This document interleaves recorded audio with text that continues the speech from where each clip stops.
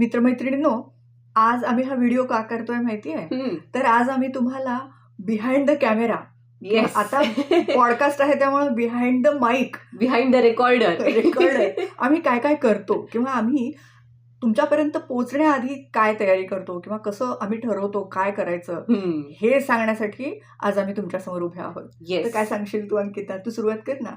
Okay, असंच करतो हा आम्ही. येस. सो ज्या दिवशी रेकॉर्डिंग असतं त्याच्या आदल्या दिवशी साधारण दिवसभरात कधीही आमचा फोन होतो, तो साधारण असा असतो बरं का.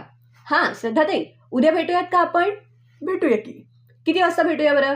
सकाळी साधारण 9:30ला भेटूया, म्हणजे कामं करून आपापल्या ठिकाणी जाता येईल. चालेल. कोणता विषय घ्यायचा आहे उद्या?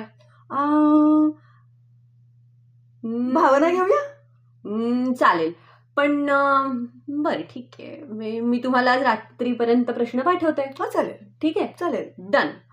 आणि मग रात्री साधारण 11:30-12च्या सुमारास मला मेसेज येतो की हे प्रश्न घ्यायचे, विषयच ठरलेला असतो. एक्झॅक्टली. हा, आणि कधी कधी असं होतं की यावेळेला मला प्रश्न सुचत नाहीयेत.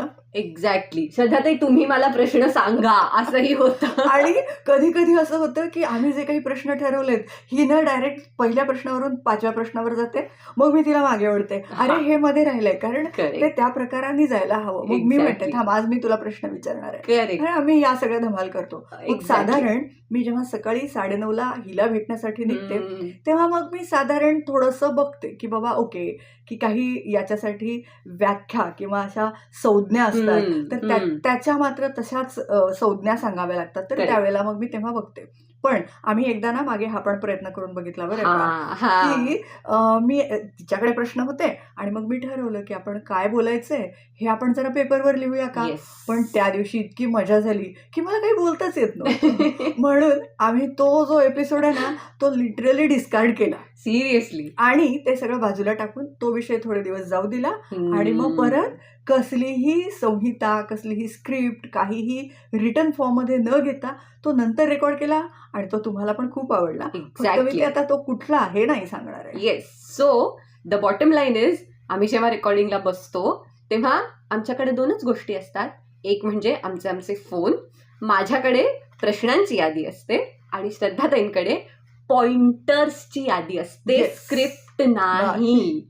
आणि रेकॉर्डर, आमचा माईक, कारण तो आम्हाला रेकॉर्डिंगसाठी लागतो. बाकी कोणतीही गोष्ट घेऊन आम्ही रेकॉर्डिंगला बसत नाही. आम्ही आता जशा गप्पा मारतोय, without any phones, without any pointers, तशा गप्पा आमच्या प्रत्येक भागामध्ये आम्ही मारत असतो.